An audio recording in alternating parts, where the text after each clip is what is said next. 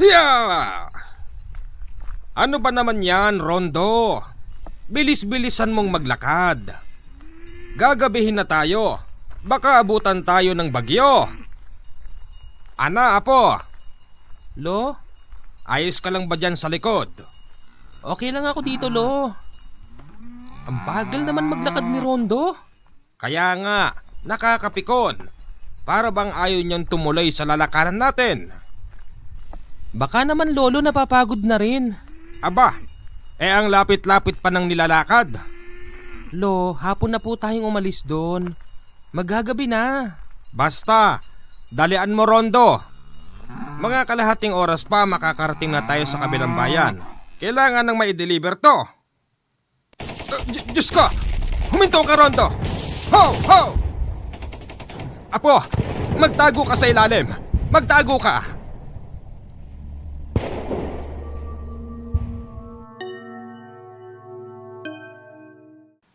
Magandang araw po sa inyong lahat. Ako nga pala si Ana. Ikukwento ko lang ang karanasan namin ng aking lolo Ayong. Ito po ay kapanahunan ni dating Pangulong Ferdinand Marcos Sr. na nagdeklara ng batas militar ng mga panahon na yon. 18 anyos na ako ng panahon na ito, Commander. Isang dalagang Pilipina na takot mag-isa. Ang tatay ko ay isang aktibong sundalo at nakadistino sa gawin ng Mindanao. Noong mga panahon na yon, meron na rin akong kasintahan. Lingid yon sa kaalaman ni tatay at ni lolo. Siya nga pala, wala na po akong nanay. Lumaki ako sa pangangalaga ni Lolo Ayong, habang ang tatay ko naman napakadalang kong makita. Magpagayon pa man, continue ang pagpapadala niya ng pera.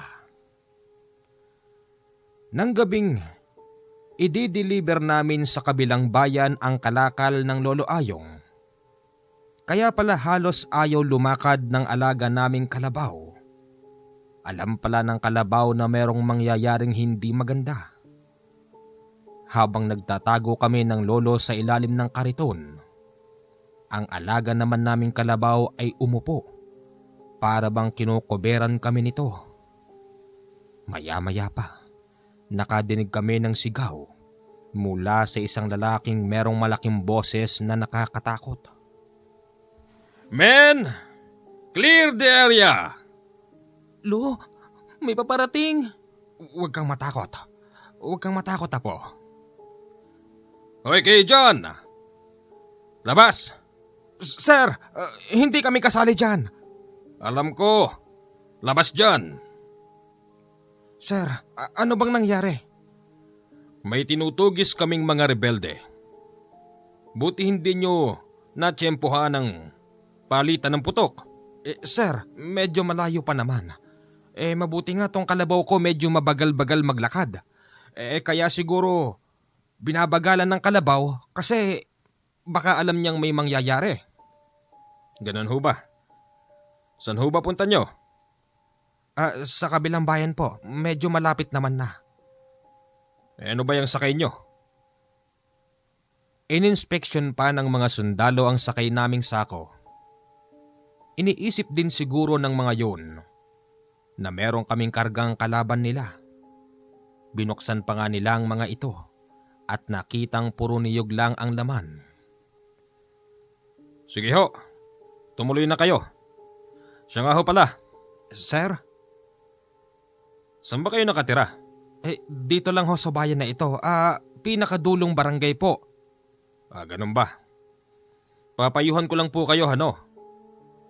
Mas makabubuti pagkatapos niyong i-deliver ang kalakal sa kabilang bayan. Bumalik din ho kayo agad. Bakit ho, sir? Ano ho bang nangyayari sa ating bansa? Napapakinggan namin sa radyo parang lalong lumalala ang mga komunista. Yun na nga Meron kaming pakiramdam na magbababa ng order. Order? Order. Sina ho? Pumunta na ho kayo. Hindi sinabi ng sundalo kung anong order yon, pero may nararamdaman na ng kakaiba si Lolo Ayong. Habang tinatahak ng kalabaw ang lugar ng pinangyarihan, kitang-kita namin ng Lolo Ayong yung mga nagkalat na patay na dinadampot ng mga militar. Lo, ano yun? Ewan ko, baka kasamahan nila yon. Hala, bakit ganun? Iba yung suot niya, kulay itim. Hala, oo nga. Sir! Sir! Kasama niyo ba yun, sir? Hindi pinapansin si Lolo nang tinatawag niyang sundalo, kaya't nagpatuloy na kami sa paglalakad. Ang nakita namin ni Lolo Ayong nung oras na yun, merong isang lalaking nakasuot ng purong itim. Halos hindi rin makita ang mukha nun. Dinadampot nito ang ibang mga patay. At nang makarating na kami sa kabilang bayan, agad na nakipagpalitan ng kalakal si Lolo sa kanyang kumpare. Pare, buti nakarating pa kayo. Bakit pare? Nako, magdedeklara daw ng martial law si Pangulong Marcos. Siguro tama lang yun pare. Lumalaganap ang mga komunista. Tama lang talaga yon. Pero tayong mga tinatawag na law-abiding citizen, hindi tayo pwedeng makisama sa kaguluhan na yan. Pare, hindi naman magulo. Magiging tahimik pa nga. Ang problema lang kasi, kaya siguro magbababa ng order si Pangulong Marcos sa mga militar para matigil na yung paglala ng mga komunista sa bansa. Isipin mo, nilalabanan ng mga komunista na yan ang gobyerno. Ang mahirap dyan pare, baka pati tayong mga simpleng tao madamay, kaya nga't kailangan nating mag-ingat. Ay nako pare, plano ko pa naman sana bukas i-deliver ko pa yung isa kong kalakal dun sa susunod na bayan. Nako pare, wag mo nang ituloy, mahirap nang lumabas. Parang pakiramdam ko bukas na ito dideklara ni Pangulong Marcos. Ganun ba? O sige na pare, baka abutin pa kami ng dilim eh. Sige pare. Siya nga pala pare, sandali lang. Pare ano yun? Kanina lang may dumaan dito ng mga militar. Diyan ang patungo nila sa dinadaanan nyo. Hindi nyo ba nasa lubong? Nasa lubong nga namin pare, nagkabakbakan pa nga eh. Mabuti na lang tong alaga namin kinuberang kami. Lumuhod kaya sa ilalim ng kariton kami nagtago ng apo ko. Nako, ganun ba? Pare, mag-iingat kayo. Hindi ko naman kayo pwedeng patuloyin dito sa bahay ko. Marami kami rito, alam mo yan. Oo pare, naiintindihan ko yan pare. Salamat pare. Umuwi na kami ni Lolo pagkatapos noon. At pagtapat namin sa lugar ng pinaglabanan ng mga rebelde at militar, ewan ko ba sa sarili ko, Commander, kung bakit bigla na lang akong nanglamig. Lo, malamig ba yung simoy ng hangin dito, Lo? Ewan ko ba, nilalamig din ako eh. Parang tumataas ang balahibo ko po. Sa hindi kalayuan, napansin namin ng lolo na merong mabilis na nagtatatakbo sa maisan kung saan naglaban ang sundalo at rebelde. Napahinto tuloy kami noon kasi akala namin rebeldeng may dalang baril. Ano yon? Lo, hindi yata tao yan, Lo. Parang nakalutang siya sa may mais. Ha? Oo nga. Maniwala kayo o hindi, kitang-kita namin ng Lolo Ayong. Nakalutang ito ng hanggang tuhod mula sa lupa. Tumapat ito sa amin hanggang sa nakita rin namin meron pala yung malalaking pakpak. Kumakawag yon sa tapat namin habang naglalaway. Iniilawan kasi siya noon ng aking lolo, kaya't hinding-hindi ako nagkakamali. Aswang ang nakita namin nung oras na yon. Aswang! Wag! Wag kami! Wala kaming kinalaman dyan. Saan umuwi ang mga sundalo? Hindi namin alam. Wala kaming alam dyan. Umuwi na kayo. Umuwi na kayo! Baka makasalubong kayo ng mga rebelde at sundalo. Umuwi na kayo. Oo. Mabilis pinatakbo ni Lolo ang alaga naming kalabaw. Halos kalahating oras lang nakauwi na kami. Kapwa kami tulala ni Lolo pag uwi sa bahay. Ana, Apo! Lo, ayos ka lang ba? Opo. Nakita mo ba yung kanina? Nakita ko siya, Lo. Nakakatakot siya. Naglalaway tapos mahaba yung mga pangil. Maitim na lalaking merong pakpak na malaki. Aswang yon, Apo. Opo. Katulad po ba yun ang kinukwento niyo, Lolo? Oo. Magpasalamat na lang din tayo. Kasi mabait yung aswang. Hindi tayo inano. Tsaka sa palagay ko, Apo, yun yung klase ng aswang na hindi basta pumapatay ng walang may kasalanan sa kanila. Sa palagay ko nga po, Lolo. Kinabukasan magang-maga. Yung kumari ng lolo ko na kapwa rin niya matanda, maagang kumakatok sa bahay. Ayong! Kumaring Cynthia, ang aga mo naman. Ayong, narinig mo ba sa balita? Ang alin ba?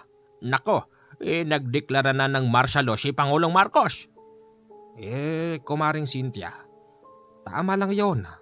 Anong tama? Paano kung madami tayo? Mare, kapag wala tayong ginagawang masama, hindi tayo pwedeng matakot. Nasasabi mo lang yan, Ayong, kasi sundalo yung anak mong si George. Kaya parang naintindihan mo ang saloobin ng gobyerno. Maring Cynthia, ang saloobin ng gobyerno sa pagdedeklara ng martial law para sa katahimikan ng buong bansa, para lipuli ng mga rebeldeng likha ni Joma. Yun lang ang layunin nun, kumare. Kaya huwag ka matakot. At ang pinakamainam dyan, kung ano ang sasabihin ng gobyerno, yon ang gagawin natin para makaiwas tayo sa masama. Nagkakaintindihan ba tayo, Mare? Sige, Ayong. May bigas ka ba dyan? Iyon ang sinasabi ko. Chismis muna bago utang. Sige na. Kahit isang sako lang, hindi kami makakalabas . Sige na nga. Taman-tamat. Nakipagpalitan ako ng kalakal kahapon. Nakasalubong pa nga kami ng mga sundalo at mga rebelde. Ganun ba? Naku, buti hindi kayo tinamaan. Hindi naman, sa awa ng Diyos. Kinuha ng apo ng kumari ni Lolo yung isang sakong bigas. Pag alis nila, iiling-iling na lang ang Lolo. Pagsapit ng 12:00 ng tanghali, may dumating na isang lalaking pamilyar sa akin.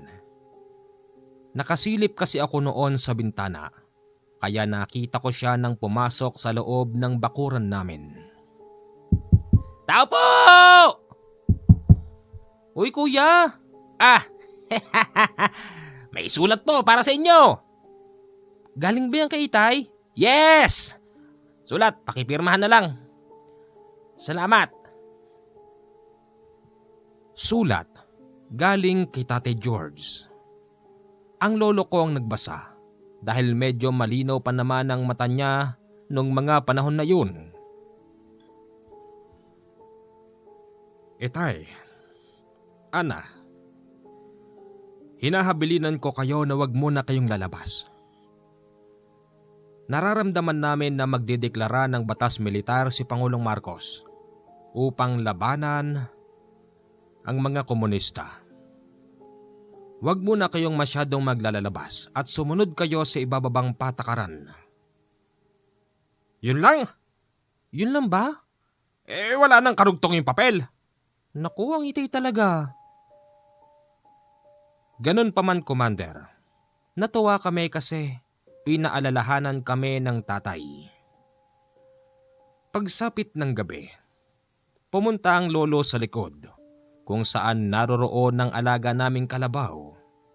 Tapos nagsisilid siya sa sako ng mga niyog. Lo, anong ginagawa mo, Lo? Apo, kailangan kong lumabas eh. Bakit? Last na to, Apo. May usapan kasi kami ng kumpare ko doon na makipagpalitan ng kalakal. Lo, laganap ng batas militar. Apo, hindi titigil ang buhay natin sa mga ganyang sistema. Magugutom tayo. Lo, ang dami nating bigas dito. May mga stock pa tayo na mga pinapausukan yung mga karne ng kambing at baboy kalabaw. Lo, ang sabihin mo, iniisip mo na naman yung mga mangungutang sayo. Yun na nga, Apo. Paano kung... Lo, sa pagkakataon na ito, intindihin mo naman ang sarili mo, wag yung ibang tao. Katulad nun, muntik na tayong madamay sa barilan ng mga sundalo at mga rebelde. Paano kung maulit-ulit yun? Tsaka nung pauwi tayo, may aswang pa tayong nasa lubong. Apo, pagbigyan mo ng lolo. Last na ito at maiwang ka na lang dito, ha? Lo, natatakot ako, Lo. Alam niyo namang dalaga na ako. Ayoko yung may ibang taong papasok dito. Bakit, Lo? Parang may ibig sabihin yung tawa mo, ah. Apo, akala mo ba hindi ko alam? Ang alin, Lo? Akala mo ba hindi ko alam na kasintahan mo si Carlo? Ano? Alis ako. Aagahan ko bukas. Papuntahin mo rito yung kasintahan mo. Pero, Apo, kailangan maging matino kang babae, ha? Huwag kang magpapadala sa init ng katawan. Kailangan mo ng kasama rito para mai-deliver ko na ito, ha? Lo naman eh. Sige na, Apo. Hindi ko alam, Commander. Alam na pala ng lolo ang sikreto ko. Kinabukasan, akala ko aalis na ang lolo. Pero inabot siya ng hanggang alas 4 ng hapon. Lo, alis ka na, Lo? Oo. Babalik din ako. Maiwan ka rito, ha? Si Carlo papuntahin mo rito. Wala kaming usapan, Lo. Ganun ba? Sige, magsarado ka na lang ng bahay at uuwi din ako agad. Sige, Lo. Pag-alis ng lolo, sinusundan ko siya ng tingin. Para bang gusto ko siyang sundan din. Ako kasi yung klase ng dalaga na may itsura. Hindi kaputian pero may mahabang buhok at magandang pangangatawan. Meron ding magagandang ngipin at may dimple kapag ngumiti. Nang dahil doon, Commander, pinipigilan ko ang sarili ko na lumabas.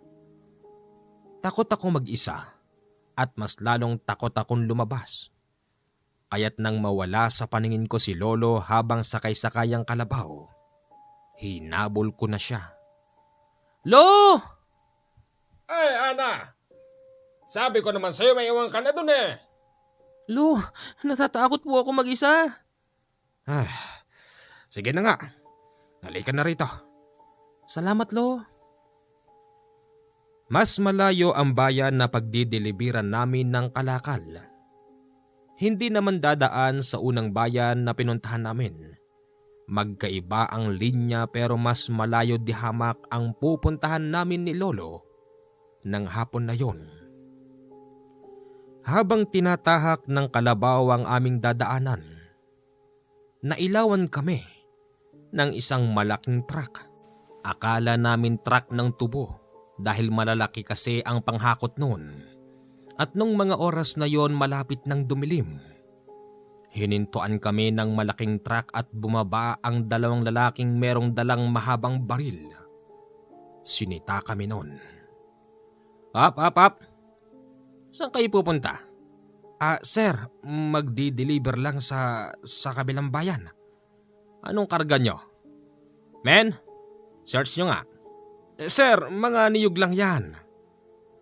Manong, ikinalulungkot ko. Pero ginagawa lang namin ang trabaho namin. Sir, puro buko lang to. Sabi ko naman sa'yo eh. Teka, may kasama ka pala. Alam niyo bang delikado sa panahon ngayon? Sir, mas delikado kung iiwan ko ang apo ko sa bahay. May itsura pa naman ang apo ko. Wala akong pakialam. Pag sinabing sa bahay lang, sa bahay lang. Bueno, malapit nang magdilim. Ilang oras na lang. Curfew na. Pag kayo natsambahan ng ibang militar at hindi kayo pinagbigyan, makikita nyo, ikukulong kayo hanggang hindi na-verify kung sino ba talaga kayo. Baka mamaya mga rebelde pala kayong nagpapanggap lang. Sir naman, hindi mo lang naitatanong. Anak ko si Master Sergeant George Lacandula. Wala akong pakialam. Kahit sino ka pa. Sir, ganyan ba ang asal ng militar? Umalis na kayo. Umuwi kayo bago mag-curfew. At kapag natsambahan ko kayo, hindi ko na kayo bibigyan pa ng pagkakataon. Magpasalamat ka, Tatang, at maganda tong anak mo.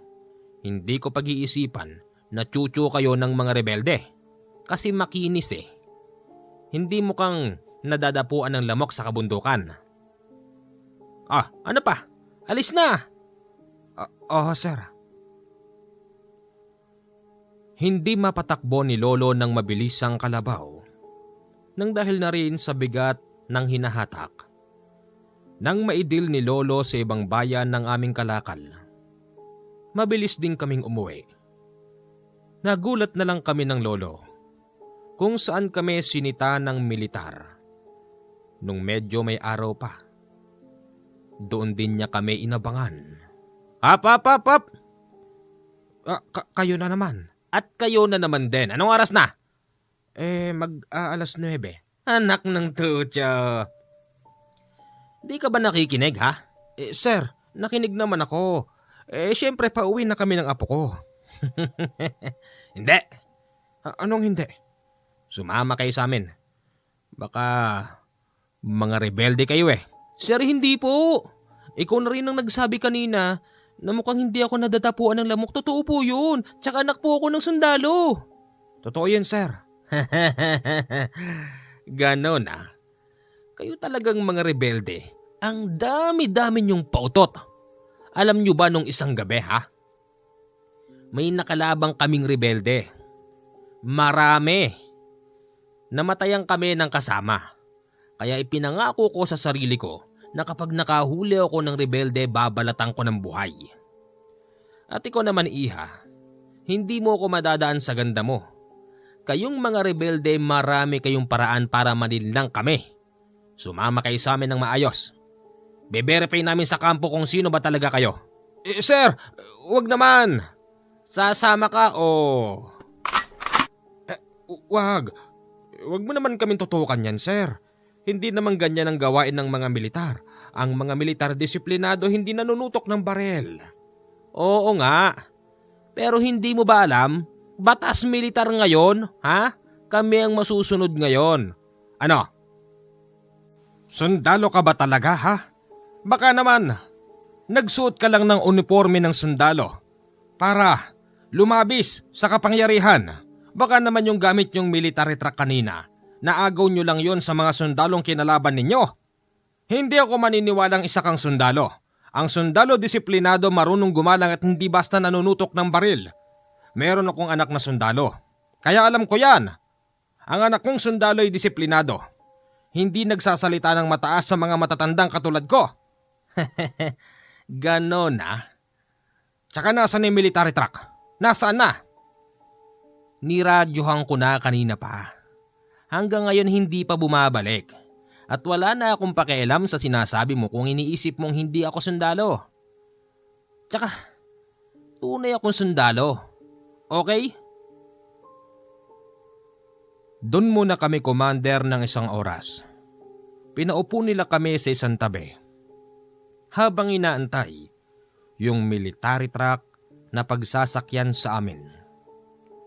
Yung sundalong yon, hindi ko makita yung pangalan niya kasi meron yung apelyido. Napapansin ko na patingin-tingin ito sa akin. Tapos ngingiti ng nakakaloko. Lo, ba't ganun makatingin yung sundalo na yon? Palagay ko apo, peking sundalo yan. Hindi ganyan ang mga sundalo. Kaya nga, ang Tatay George ko naman di naman ganyan. Ay, anong pinag-uusapan ninyo ha? Wala. Anong oras ba darating yung military truck nyo? Wala pa nga eh. Magantay lang kayo dyan.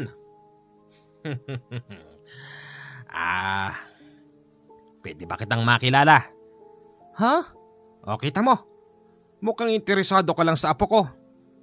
Sa oras na may mangyaring hindi maganda sa apo ko, tsak na isisisi sa inyo ng taong bayan ang lahat ng kaguluhan dito. Tumahimik ka, tanda. Naintindihan mo, ha? Tumahimik ka! Maya-maya pa, Commander. Nakarinig kami ng kakaibang angil sa hindi kalayuan. Ano yon? Ano yung ingay na yon? Apo, dito ka lang, apo. Lo, aswang yata yun, Lo. Oo. Mukhang yung mga sundalong yan ang hinahanap ng aswang nung isang gabi. Magsigsikalat kayo, ha? Nagsigsikalat ang mga sundalo para hanapin yung angil. Tanging naiwan yung nag-iisang para bang may gusto sa akin. Maya-maya pa, Commander, nakita na namin ng lolo. Mula sa likuran niya dinamba siya ng isang kulay itim na lalaking merong malaking pakpak at nilapa ito sa harapan namin. Naawa man kami pero wala kaming magawa ng lolo hanggang sa matapos niyang lapain ang lalaking nakasuot ng pangsundalo. Nag-wika ito sa amin ng, Ano pang inaantay nyo? Umalis na kayo. Dalian nyo! Salamat. Pinakawalan ng lolo namin ang aming kalabaw. Tapos kami nagtatakbo. Yung kariton ay naiwan na may laman na mga sako-sako ng bigas. Hindi namin alam kung saan kami mapapadpad ng lolo nung oras na yun dahil kagubatan, malawak na gubat at kung saan kami nasuot. Hanggang sa hindi inaasahang pagkakataon nakasalubong kami ng dalawang mag-asawang matanda. Apo, dito muna tayo.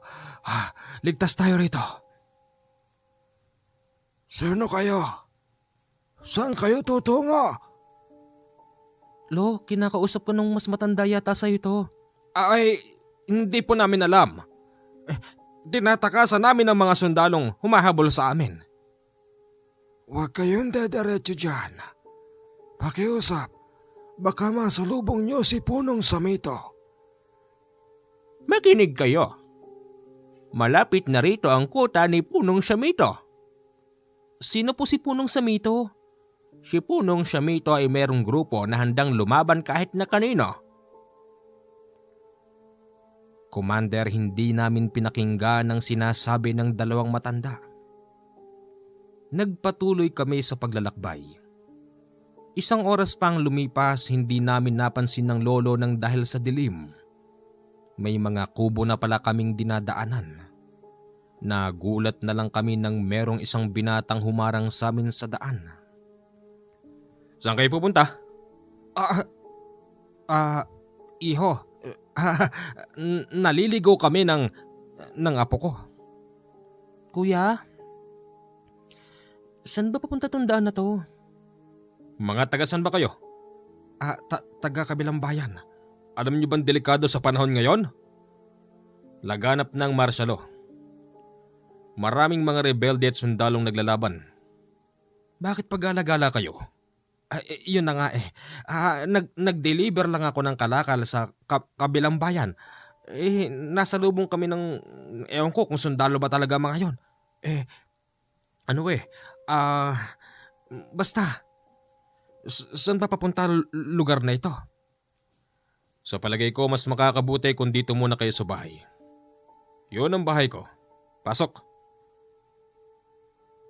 Pinapasok kami sa kanyang bahay. Tapos nakita naming meron pang ibang mga tao doon. Nakakagulat ang itsura ng mga yon dahil nakasuot sila ng purong itim. Yung iba rito mapupula yung mga mata. Tapos yung mga buhok nila ay para bang matagal nang hindi pinapaliguan. Bigyan sila ng makakain at mainom. Salamat. Yung binatang nagbigay sa amin ng pagkain at mainom, iba yung mga ngitian niya sa akin na para bang nagpapakita ito ng interes. Maganda ang ngiti niya sa akin, Commander, na para bang minsan ko na ring nasaksihan. Hindi ko lang matandaan kung saan. Kumain muna kayo. Salamat. Dito ka. May tao yata. Pagbukas ng pintuan, isang babaeng sa tingin ko nasa 50 na ang edad. Meron itong binulong sa isang lalaki. Anong pinag-uusapan nila? Hindi ko alam. Hindi ko marinig eh. Mga kasama, pagkatapos kumain ng 2 panauhing pandangal natin, isama niyo sila sa labas dahil meron tayong mahalagang pag-uusapan at kailangan marinig ng lahat ng tao rito. Napansin ko, Commander, sa dami ng kinain ko, ni hindi ko man lang naramdaman na ako'y nabusog. Tara, doon tayo sa labas at merong sasabihin si Punong Samito. Sige. Marami palang tao doon. Kada bahay may lumalabas na 5 lalaki at iba pa yung mga babae at mga bata. Lahat sila nagsindi ng sulo para lumiwanag ang buong paligid. Yung sinasabing Punong Samito, siya pala yung lalaking humarang sa amin.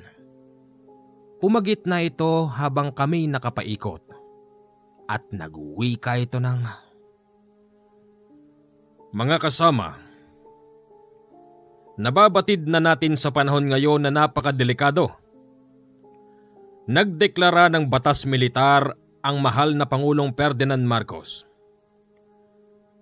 Nais kong ipabatid sa inyong lahat na hindi tayo dapat madamay sa kung anumang kaguluhan ng mga rebelde at ng pamahalaan.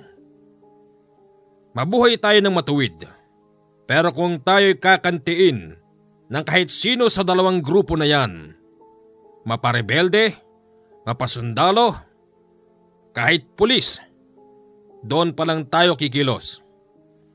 Basta tayo, maginhawa ang pamumuhay. Wala tayong inaargabyado kahit na sino sa kanila.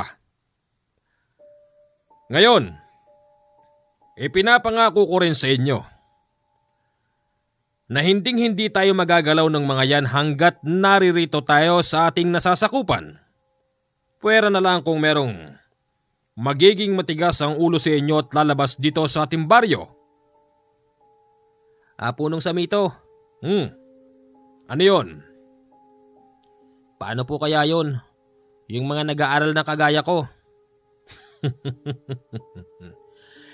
Eric, batas militar ngayon. Nasisiguro ko na walang pasok sa eskwela. Kaya kung anong sasabihin ko, iyon ang gagawin nyo para makaiwas tayo sa anumang kaguluhan ng mga rebelde at ng mga sundalo. Okay? Opo, Punong Samito. At siya nga pala, malugod kong ipinapakilala sa inyo ang maglolong Ana at Ayong. Laking pagtataka namin ni Lolo kung paano kami nakilala ni Punong Samito. Bagamat hindi pa naman kami nagpapakilala sa kanya.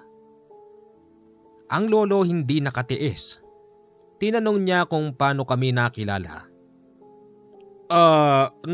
Narinig ko lang. Ganon ba? Matanong ko lang, Punong Samito. Ano ba kayo? Anong grupo ba kayo? Hindi mo lang naitatanong. Ang baryong ito ay tahimik. Ako ang Coronel del Barrio dito sa lugar na ito. Kaya't pangangalagaan ko ang lahat ng meron dito. Ngayon, laganap na ang batas militar at hindi natin alam kung hanggang kailan titigil yan. Ganon ba? Ngayon, ikwento nyo nga sa amin.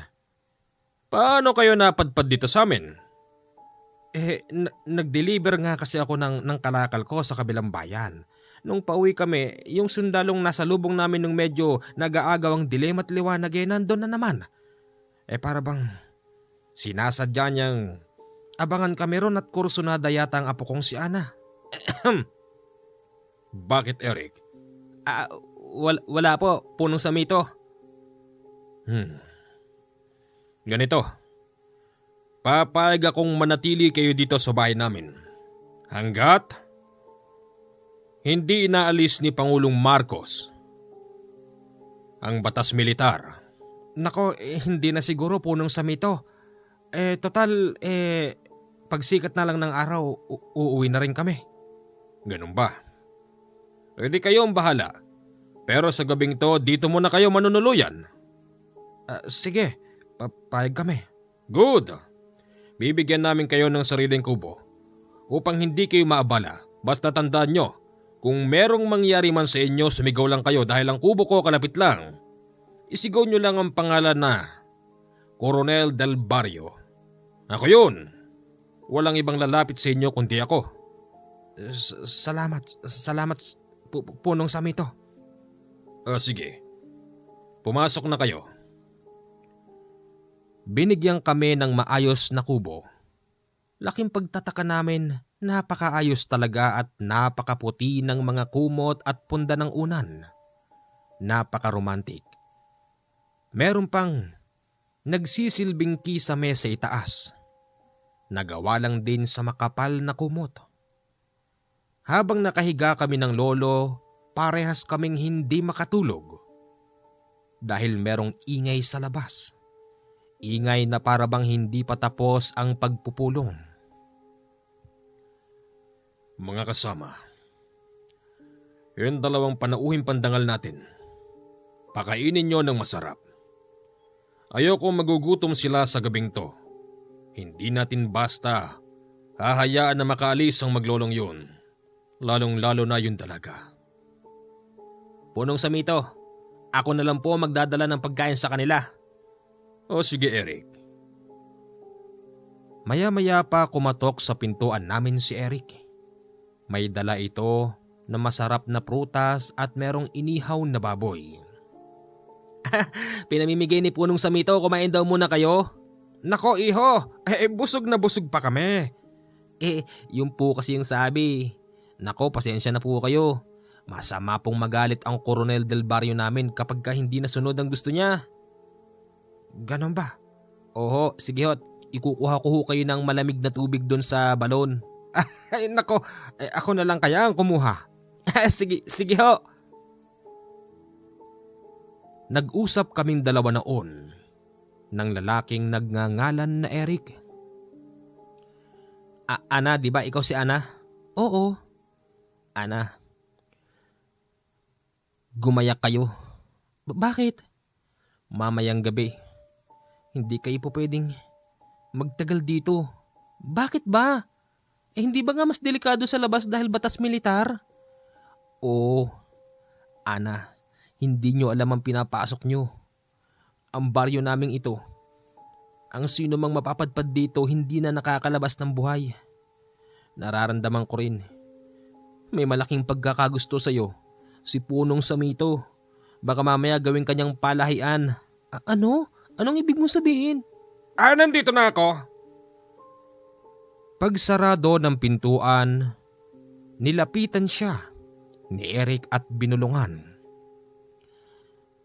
Manong Ayong, pagramdam niyong tulog na ang Coronel del Barrio namin, magbukas kayo ng pinto. Nandun lang ako sa labas. Itatakas ko kayo. Ha? Anong itatakas ang sinasabi mo? Hindi niyo po naintindihan. Hindi niyo alam kung anong kayang gawin ng mga tao rito. Lalo na si punong samito. Sa panahon ngayon, hindi lang rebelde, sundalo ang dapat niyong katakutan. Naniniwala ho ba kayo sa mga aswang? Aswang? Huwag mo sabihing aswang ang mga tao rito. Yun na nga po. Ibig mo sabihin, Eric, aswang kayong lahat dito? Pati ikaw?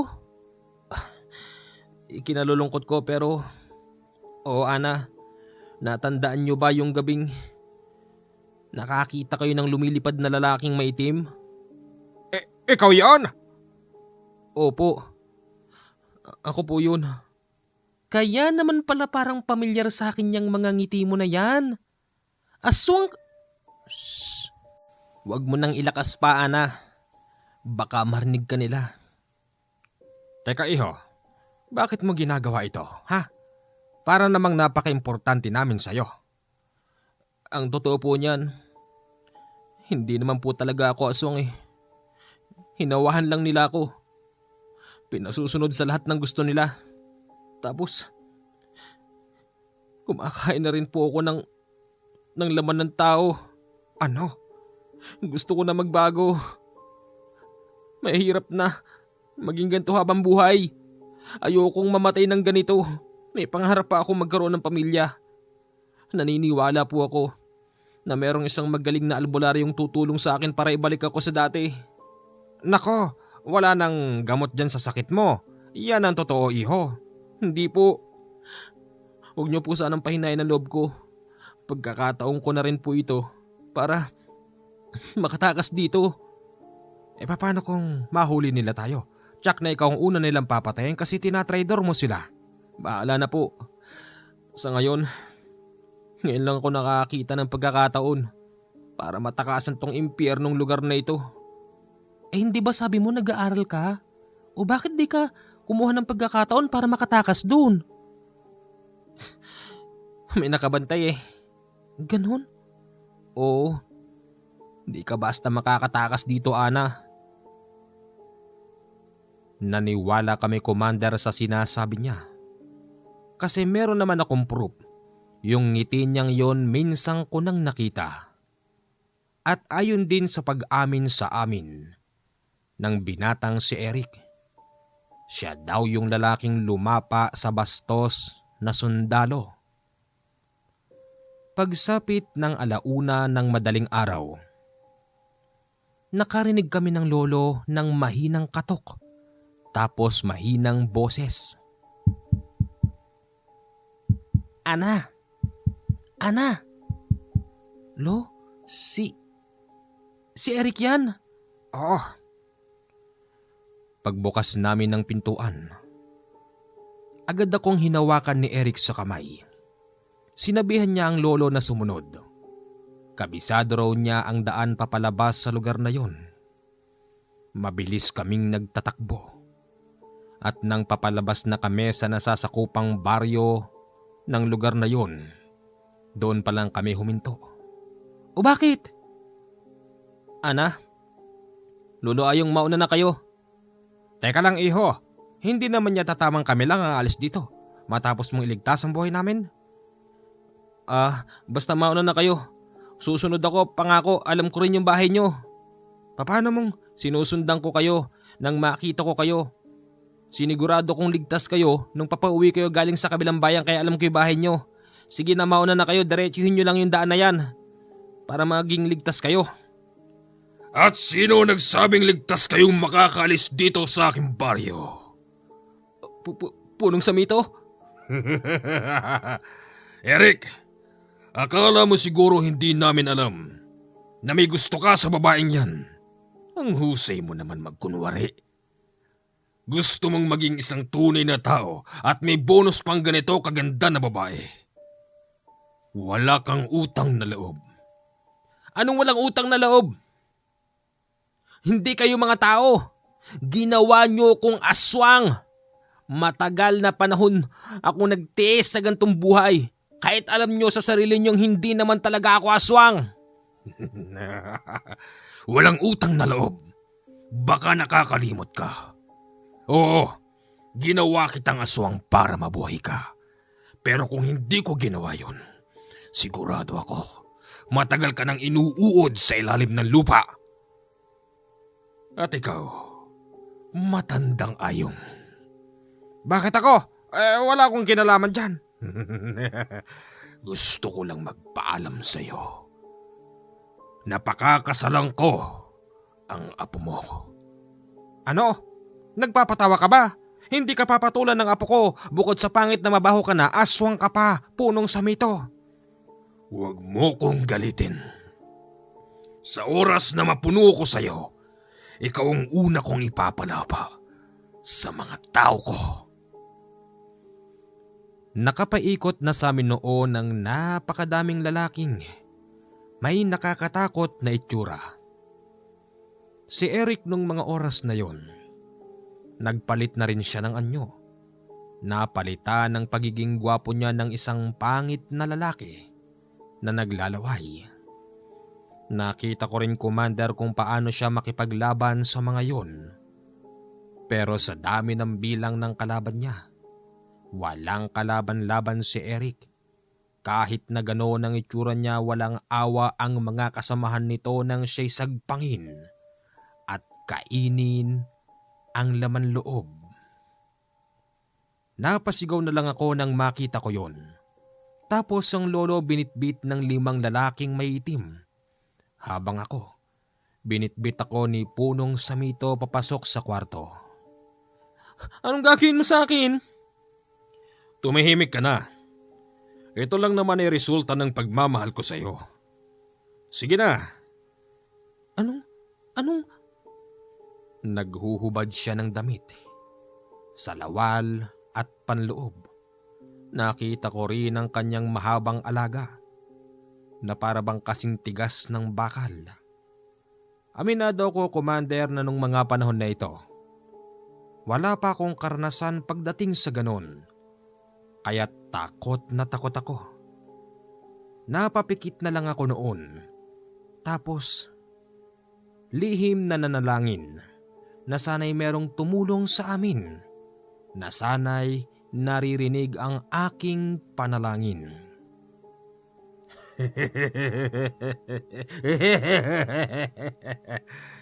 Halika na, aking mahal. Ikaw ang nararapat na babae upang aking punlaan.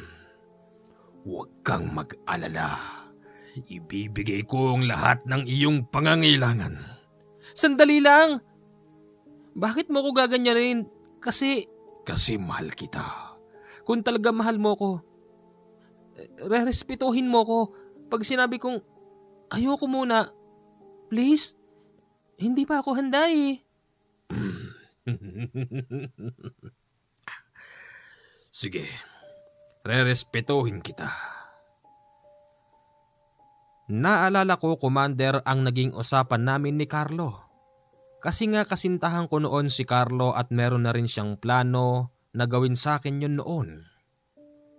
Yun ang ginamit kong linya upang hindi ituloy ni Punong Samito ang napakaitim na balak nito sa akin. Hiniling ko rin sa kanya na pagsamahin kaming maglolo. Ganon naman ang ginawa niya. Pinagsama kami ng lolo sa isang kubo. Itinuring niya kong parang prinsesa sa gabing yon, hanggang sa ikinuwento niya sa akin kung saan sila nagmula. Samito? Ano yun? Di ka naman pala talaga masama. Sabi ko naman sa'yo hindi eh. Nagkataon lang na nadayo kayo rito at nahulog agad ang puso ko sa'yo. Pasensya ka na, aking mahal. Di ko agad nasabi sa'yo na kami mga aswang? Oho. Dapat ay sinabi mo kasi ang apo ko naman ay open naman sa lahat ng yan. Samito, iho, medyo inaantok na kasi kami, anong oras na? Baka sumikat na ang araw, baka pwedeng magpahinga muna kami ng apo ko. Sige na, Samito. Huwag ka mag-alala. Kapag handa na ako mismo ang mag-aaya sa'yo. Yan ang gusto ko, aking mahal. Hayaan mo, paggising niyo mamaya, kahit anong klase ng pagkain hilingin mo sa akin ibibigay ko. Sige. Sa isip-isip ko, Commander, mahina ang pag-iisip ni Punong Samito. Pagsapit ng 12:00 ng tanghali, nagising na kami ng lolo nang dahil sa ingay ng pag-uusap nila sa labas, tapos nakakaramdam na kami ng gutom. Samito? Gising na pala ang aking mahal. Nagugutom ka na ba? Iho, ano ba yung pinag-uusapan niyo tungkol sa mga militar?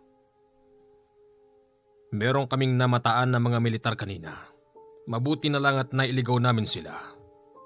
Mukhang sadyang hinahanap nila ang baryo namin. Nako, ganun ba? Dapat mag-iingat tayo. Kaya nga, ano bang gusto niyong kainin? Kahit ano, basta masarap. Sige, ipagpapaluto ko kayo. Si Lolo nung mga oras na yon, naglibot-libot muna sa buong baryo. Dahil sa medyo mainit na nung oras na ito, hindi agad ako lumabas. Doon lang ako nag-stay sa tinulugan namin ng lolo.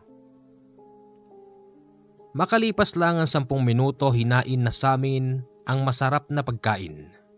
Mismong si Samito ang nagbigay sa akin noon. Kumain ka na, aking mahal. Samito naman bakit ba ganyan ang itsura mo? Balik mo sa dati. Sige. Sinusubuan pa ako ni Samito ng pagkain. Hanggang sa nang matapos ako, Commander, nakaramdam na lang ako ng matinding hilo at mabilis na nakatulog. 1 oras ang pagitan at nagising ako. Napakasakit ng buong katawan ko. Damay pati na rin ang ulo ko at mata. Nang tignan ko ang aking katawan, wala na akong suot pang ibaba at pang itaas. Ano nangyari sa akin? Nakita ko rin sa hinihigan ko, may mga patak ng dugo. Gusto kong humiyaw kasi alam kong napagsamantalahan ako. Hindi ko nga lang alam kung sino, pero naalala ko ang huling lalaking kasama ko, walang iba kung hindi si Samito. Samito? Samito! Bumukas ang pintuan at nakita kong pumasok si Lolo. Nanggigilid ang luha ni Lolo nang lumapit siya sa akin. Apo, patawad Apo.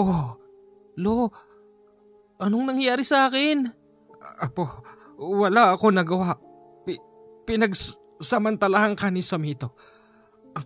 Ang kinain mo, may halong orasyon niya kaya ka nakatulog. Muling bumukas ang pintuan at nakita kong niluwanon si Samito. Yung ngiti nito abot hanggang tenga. Gising ka na pala, aking mahal. Pasensya ka na, hindi ko na napigil ang sarili ko. Ngayon masasabi kong totoong akin ka na ngayon at hindi ka na pwede pang umalis dito. Dahil nakapagtanim na ako sa iyo ng punla. Sa galit ko noon, Commander, pinagsasampal ko siya. Pero wala yung epekto sa kanya. Tinadyakan niya ang lolo ko at hinatak niya ako sa labas. Pinagtitinginan kami ng maraming tao doon. Tapos pinagyabang niya ang mga salitang, Aking nasasakupan, ang inyong Coronel del Barrio ay magkakaroon na ng supling. Ang babaeng ito ang magbibigay noon sa akin.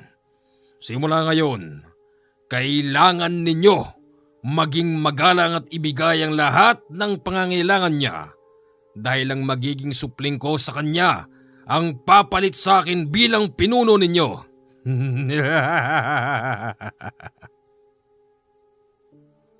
Pagkatapos noon, binalik niya ako sa loob.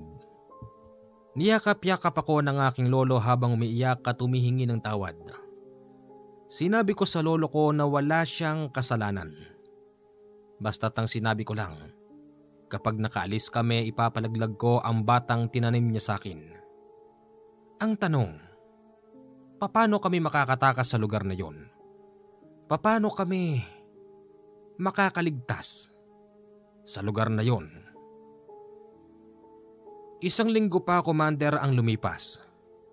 May naligaw doon na isang sundalong nakasibilyan. Anong kailangan mo rito? Sino ka?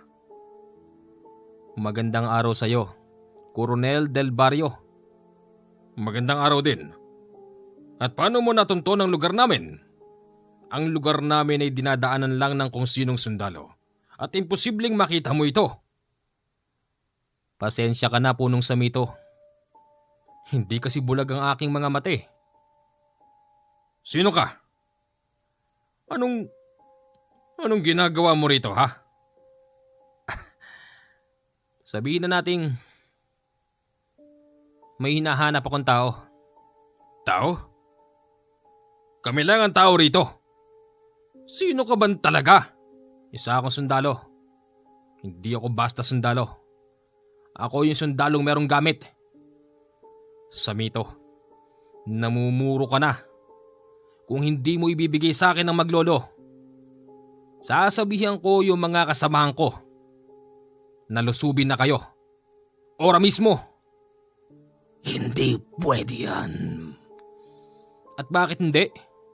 Ha? Hindi po pwede yan. Hindi mo pwedeng guluhin ang baryo namin.